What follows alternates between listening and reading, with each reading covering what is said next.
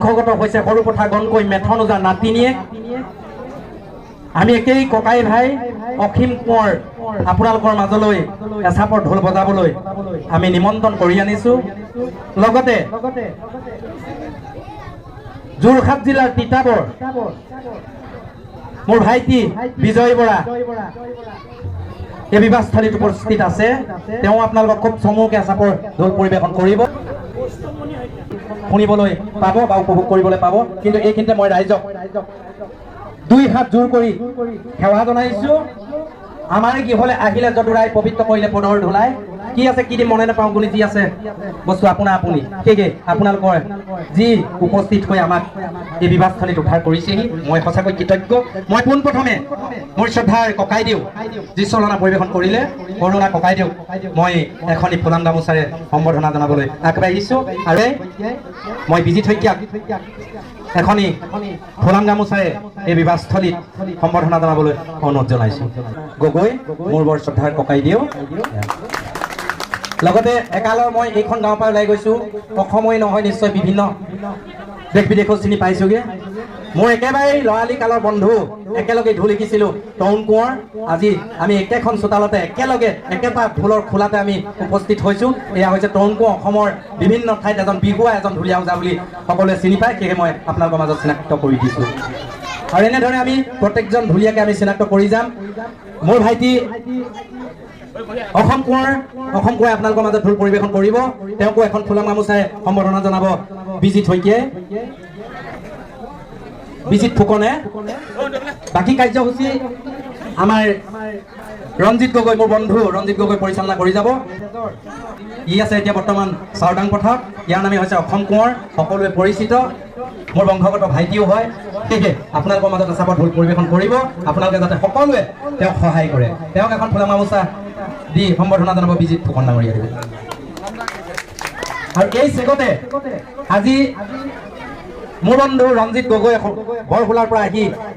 গোটেই অনুষ্ঠানটো পৰিচালনা শুনিছিলে নাই বাৰু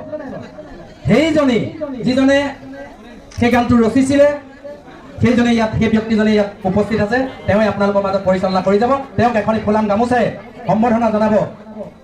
আমাৰ মোৰ ভাইটি মোৰ লগতে আজি 20 বছৰৰ পৰে তাল বজাই আছে যোৰহাটৰ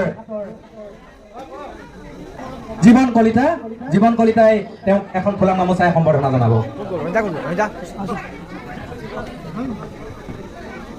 এইজন হৈছে ৰঞ্জিত গগৈ আৰু এটা গান বনাইছিলে আপোনালোকে সকলোৱে পৰিচিত জিন জিন মইনা পাইছিলে নে এই জিন জিন মইনা বনোৱা পৰিচালনা কৰা সুৰ দিয়া লিখক এই হৈছে ৰঞ্জিত গগৈ